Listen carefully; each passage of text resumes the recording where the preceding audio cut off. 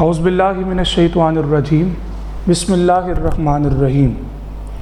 Dear students, अस्सलामु अलैकुम। उम्मीद करता हूँ आप सब खैरियत से होंगे। हमने लास्ट सेशन में डायनामिक प्रोग्रामिंग के बारे में बात की थी और उसके मैकेनिज़्म और उसकी वर्किंग के हवाले से हमने कुछ जनरल थ्योरेटिकल कॉन्सेप्ट्स को अंडरस्टैंड किया था। आज इस सेशन के अंदर हम एक प्रॉब्लम इंक्लूड करेंगे, चेन मैट्रिक्स प्रॉब्लम। ये वो प्रॉब्लम है जिसको हमने ब्रूट फोर्स से ऑलरेडी सॉल्व करने का मैकेनिज़्म सीख लिया है।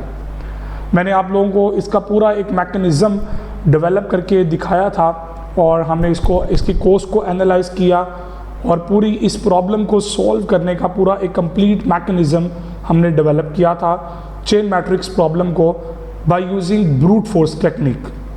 आज हम इस सेशन में उसी प्रॉब्लम को डायनामिक प्रोग्रामिंग की मदद से या रिकर्सिव मैकेनिज़्म के अंदर डायनामिक अप्रोच यानी कि टेबल ड्रिवन अप्रोच का इस्तेमाल करते हुए हम इस प्रॉब्लम को करैक्टराइज करेंगे। और आप लोग ये चीज़ नोट करेंगे कि जिस तरह हम लोगों ने ब्रूट फोर्स के अंदर ऑल पॉसिबल आउटकम्स को टेस्ट करने के बाद फाइनलाइज किया था कि हमारा सबसे ऑप्टिमल मैकेनिज़्म या ऑप्टिमल पैरेंथेसिस का जो पेयर है वो कौन सा है। लेकिन डायनामिक अप्रोच के अंदर आप लोग ये चीज़ नोट करेंगे कि डायनामिक अप्रोच के अंदर हम एक ऐसा मैकेनिज़्म यूज़ करेंगे कि जिसके अंदर हमारे पास वो डायरेक्टली हमें उसी पॉइंट पे लेके जाएगा जो सबसे मिनिमम होगा। और आप ये चीज़ नोट करेंगे कि हमारे एल्गोरिदम डायनामिक अप्रोच की मदद से जो एल्गोरिदम वर्कआउट करेगा वो आपको जो रिजल्ट प्रोवाइड करेगा पैरेंथेसाइजेशन का, जिसमें मैट्रिक्स की पैरेंथेसिस होंगी, वो वही ऑर्डर होगा जो सबसे मिनिमम होगा। So that is a beauty of dynamic programming. So let's move on the definition of chain matrix problem.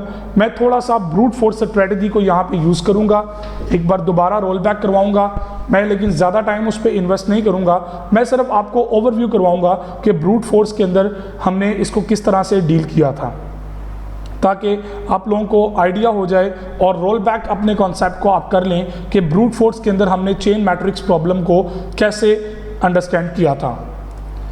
सो आपके पास जो प्रॉब्लम स्टेटमेंट है वो क्या है, given a sequence of matrix A1 to AN। आपके पास कुछ मैट्रिक्स हैं A1 से AN तक and the dimensions P0 to Pn। अब हमने उनकी डायमेंशंस को यानी कि उनके ऑर्डर्स को हमने एक अरे के अंदर सॉर्ट किया था और उस अरे को नाम दिया था P का। और हमने कहा था कि जो A1 मैट्रिक्स है उसके जो डायमेंशंस ऑर्डर होंगे वो रो और कॉलम जो होंगी वो 0 और 1 के साथ डिफाइन होंगी। इसी तरह मैट्रिक्स 2 के लिए 1 and 2 होगा, मैट्रिक्स 3 के लिए 2 and 3 होगा and so on. n matrix के लिए n-1 और n, ये दो आपकी लोकेशन इंडेक्सेस होंगी p के जो यूज़ होंगे उस अरे के उस मैट्रिक्स के डायमेंशंस के लिए। अब यहाँ पे ai की जो डायमेंशंस है वो i-1 into pi है। Determine the multiplication sequence that minimise the number of operations. और यहाँ पे एक चीज़ मैं आपको दोबारा रिपीट करता चलूँ, we are not calculating the matrix results. हम रिजल्ट्स को कैलकुलेट नहीं कर रहे हैं, हम यहाँ पे सिर्फ कॉस्ट कैलकुलेट करेंगे कि मिनिमम कितना हम अपने मैट्रिक्स की मल्टीप्लिकेशन के सीक्वेंस को मिनिमाइज कर सकते हैं कि वो कम से कम ऑपरेशंस के अंदर सॉल्व हो। अब इसके अंदर प्रॉब्लम की पूरी कम्प्रीहेंसिव जो डिटेल है वो हमने ब्रूट फोर्स के अंदर अंडरस्टैंड कर चुके हुए हैं। मैं यहाँ पे जस्ट आपको रोल बैक करवाऊंगा आपकी ब्रूट फोर्स स्ट्रेटजी के मैकेनिज्म को, ताकि आपको आइडिया हो जाए कि हमारी प्रॉब्लम क्या थी और अब उसको डायनामिकली हम किस तरह से सॉल्व कर सकते हैं। So this algorithm does not perform the multiplication, it just figure out the best order in which to perform the multiplication. हम यहाँ पे मैट्रिक्स को सॉल्व नहीं करने वाले, बल्कि उसकी ऑर्डर ऑफ कॉस्ट जो ऑर्डर ऑफ मल्टीप्लिकेशंस है उसको इस्तेमाल करते हुए हमने इसकी मिनिमम कॉस्ट को कैलकुलेट करना है कि अगर हम ये वाला मैकेनिज्म यूज़ करेंगे मल्टीप्लिकेशंस के लिए तो डेफिनेटली हम यहाँ पे अपने जो ओवरऑल कॉस्ट है उसको रिड्यूस कर सकते हैं। So matrix multiplication is associative but not cumulative.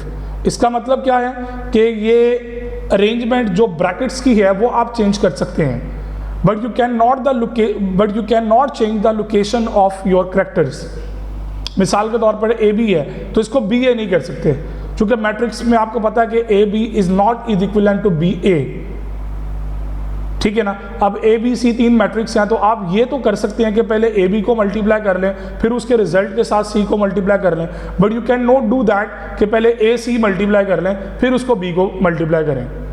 तो ऐसा आप नहीं कर सकते, आप उसकी लोकेशंस को चेंज नहीं कर सकते। सो 3 तरह के डिफरेंट मैकेनिज्म्स हमने यहाँ पे ब्रूट फोर्स में भी डिस्कस किए थे। एक है इन्यूमरेशन अप्रोच जो कि ब्रूट फोर्स से था, और हमने उसकी पूरी कॉम्प्रिहेंसिव एग्जाम्पल को कोट किया और पूरा उसको सॉल्व करने का तरीका भी सीखा। सेकेंड अप्रोच थी divide and conquer, recursive approach, वो भी आज के सेशन में हम इंशाल्लाह डिस्कस करेंगे। थर्ड अप्रोच आपके पास है जी डायनामिक अप्रोच, जो कि हमारा मेन टारगेट है, जिसे टेबल ड्रिवन अप्रोच भी कहते हैं।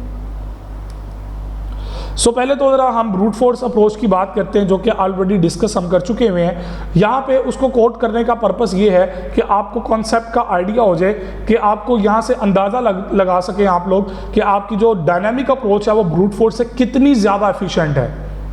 सो ब्रूट फोर्स में क्या कर रहे थे आप, to count the number of possible ways to parenthesise we use the following reference formula. हमने इस फार्मूले को यूज़ किया था। अगर आपके पास A1 से AN तक मैट्रिक्स है, तो आप कह सकते हैं कि आप ये फार्मूला इस्तेमाल करके आप इसकी पैरेंथेसिस जो है वो सेट कर सकते हैं। तो टोटल नंबर ऑफ पैरेंथेसिस के पेयर्स आप यहाँ से कैलकुलेट कर सकते हैं। अब इस फार्मूले का इस्तेमाल करते हुए आपने क्या किया था कि डिफरेंट पेयर्स कैलकुलेट किए थे। मैं आपको उसकी भी एग्जाम्पल कोट करता हूँ। जैसे 4 मैट्रिक्स हमने डिस्कस किए थे A1 to A4, तो n इज इक्वल टू 4 था। तो 4 का मतलब क्या है, P4 का मतलब है, इस फार्मूले में आप इसको पुट करें तो इसने P3 तक चलना है। तो क्या करना है, K अभी फिलहाल 1 लें, P1 से n माइनस K, तो 4 माइनस 1 दैट इज 3, तो P1 into P3, then P2 into P2, then P3 into P1। अब इसके अंदर P2 नहीं है, P3 हमारे पास नहीं है, और P1 का आंसर हमारे पास 1 है। अब यहाँ पे आपके पास ये पूरा मैकेनिज्म ब्रूट फोर्स स्ट्रेटेजी के अंदर अवेलेबल है, आप उस वीडियो को जाकर देख सकते हैं। मैं जस्ट यहाँ पे पूरी कंप्लीट आपको सिर्फ ओवरव्यू दूंगा ताकि आपको आइडिया हो कि हमने क्या किया था। अब हमने यहाँ से P2 निकाला, P2 के लिए फॉर्मुलेशन बन रही थी P1 into P1, so that is equal to 1.1, overall 1 answer आता है। सो P3 के लिए 2 था, 2 पेयर बन सकते हैं। अगर 4 मैट्रिक्स होंगे तो 5 डिफरेंट वेज टू पैरेंथेसाइज। अब वो 5 के मुताबिक हमने कैलकुलेट किया कि अगर 6 मैट्रिक्स हों तो 42 बनते हैं, 7 हों तो 132 बनते हैं। तो इस तरह हमने एक चार्ट कैलकुलेट करना सीखा था, और मैंने बताया था कि ये almost 4 raise to power n के इक्विवेलेंट होता है। यानी कि इतनी पॉसिबिलिटीज़ हैं कि इस लेवल तक ये पॉसिबिलिटीज़ डेवलप कर सकता है, इतने आपको सेट्स बनाने पड़ सकते हैं। तो ब्रूट फोर्स तो यही डिमांड करता है ना कि ऑल पॉसिबल सेट्स को विजिट करो। जब तक आप ऑल पॉसिबल सबसेट्स को विजिट नहीं कर लेते, you can not decide anything. आप कोई चीज़ वहाँ पे डिसाइड नहीं कर सकते, फाइनलाइज नहीं कर सकते, जब तक कि आप तमाम पेयर्स को स्टडी नहीं कर लेते। तो ब्रूट फोर्स की बेसिक डिमांड ये होती है।